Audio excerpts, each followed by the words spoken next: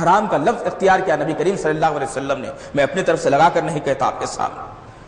اللہ کے رسول نے کہا کہ جس دعوت کے اندر غربا شامل نہیں ہوتے، مساکین ہوتے ہیں، وہ دعوت حرام ہے، وہ کھانا حرام ہے۔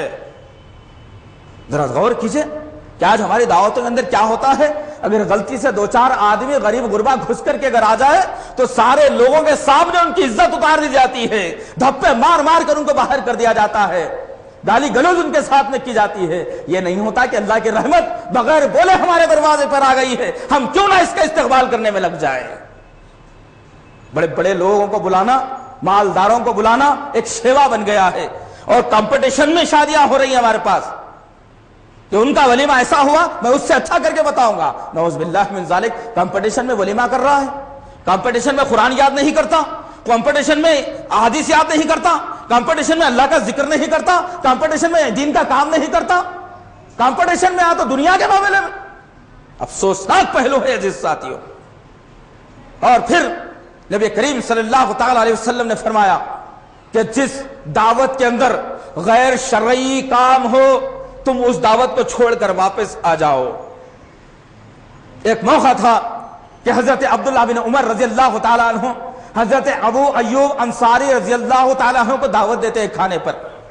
حضرت ابو ایوب انصاری رضی اللہ تعالیٰ عنہ جب عبداللہ بن عمر رضی اللہ تعالیٰ عنہ کے پاس دعوت کے لیے جاتے ہیں، جب دعوت کے لیے آپ جاتے ہیں تو آپ دیکھتے ہیں کہ ایک پردہ پڑا ہوا ہے جس کے اوپر کچھ تصاویر نظر آ رہی ہیں۔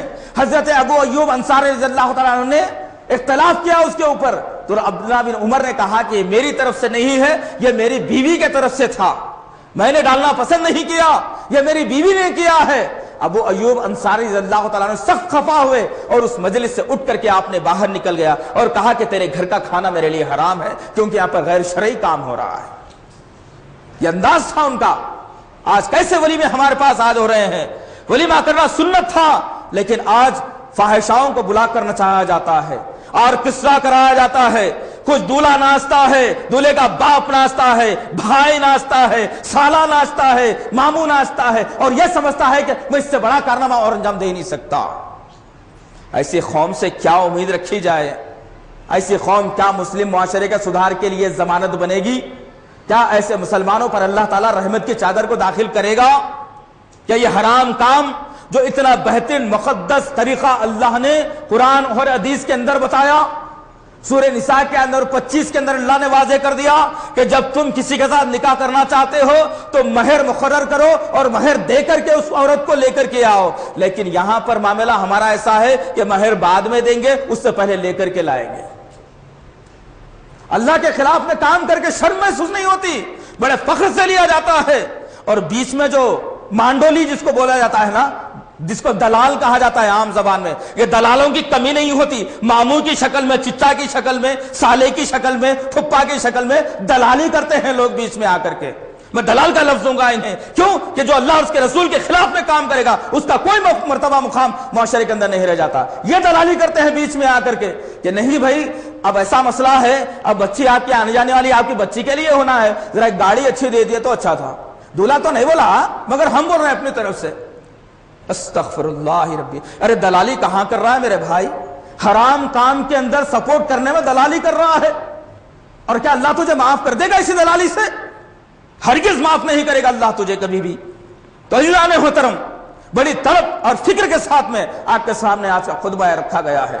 معاشرے میں، خاندان میں، قبیلے میں اگر کہیں حرام کام اگر ہو رہا ہے تو ہماری ذمہ داری ہے کہ ہم اس کا سوشل بائیکاٹ کریں، ہم مخالفتیں جھیلیں، ماموں کی مخالفت صحیح، ماں باپ کی مخالفت صحیح، چچا کی مخالفت صحیح، لیکن نبی کی سنت کو قائم کرنے کے لیے تمام مخالفتیں جائز۔ آج ہمارا معاشرہ یہ بتاتا ہے کہ پوری مخالفتیں صحیح کر لو، ایک سے مخالفت لے لو نبی سے۔ آج ہو یہی رہا ہے کہ نبی سے کہاں مخالفت ہو رہی ہے ہمیں اس کی پتہ ہی نہیں چل رہا ہے کہ کیا ہم نبی کی مخالفت کر رہے ہیں۔ آج شدید ضرورت ہے کہ ایسے مقامات جہاں پہ اگر ہمارے خاندان میں ایسا رسم اگر ہو رہا ہے تو ہم اس کا بائیکاٹ کر کے آ جائیں، اپنی ماں بہنوں کو وہاں پر نہ بھیجیں، نہ خود جائیں، نہ اپنی اولاد کو وہاں پر بھیجیں۔ اس کے لیے خاندان کا اگر اختلاف اگر ہوتا ہے تو جائز اختلاف ہے، یہ بڑی ذمہ داری سے اس منبر سے کہہ رہا ہوں میں۔ وقت اس بات کی اجازت نہیں دیتا کہ میں اور تفصیلات آپ کے سامنے رکھوں۔ ابھی وقت کو زیادہ ہی ہو گیا ہے، اس لیے کہ جمعے کا وقت بڑا کم ہوتا ہے، اس کے اندر ساری باتوں کو سمیٹ کر لانے کی کوشش کی جاتی ہے۔ تو اللہ سے دعا ہے کہ اللہ تعالی ہمیں جو کچھ بھی کہا گیا ہے کہنے سے زیادہ عمل کرنے کی، سننے سے زیادہ عمل کرنے کی توفیق عطا فرما۔ اے میرے اللہ کہنے والوں کو بھی صحیح توفیق دے، سننے والوں کو بھی صحیح توفیق دے۔ اے اللہ ایک ناسور ہے جو آج معاشرے امت مسلمہ کو کھایا جا رہا ہے، اللہ تعالیٰ ایسے ناسور کو ختم کرنے کی ہمارے اندر طاقت عطا فرما۔ اے میرے اللہ ایسے ناسور کو جو بڑھاوا دے رہے ہیں میرے پاک پروردگار، ایسے ناسور کو جو بڑھاوا دے رہے ہیں میرے غفور رحیم یا پنپا رہے ہیں میرے پاک پروردگار، انہیں صحیح طور پر توفیق دے، انہیں ہدایت سے نواز دے کہ وہ بھی ناسور کو ختم کرنے کے لیے آگے آئیں۔ سبحان ربک رب العزت عما یصفون والسلام علی المرسلین والحمد للہ رب العالمین۔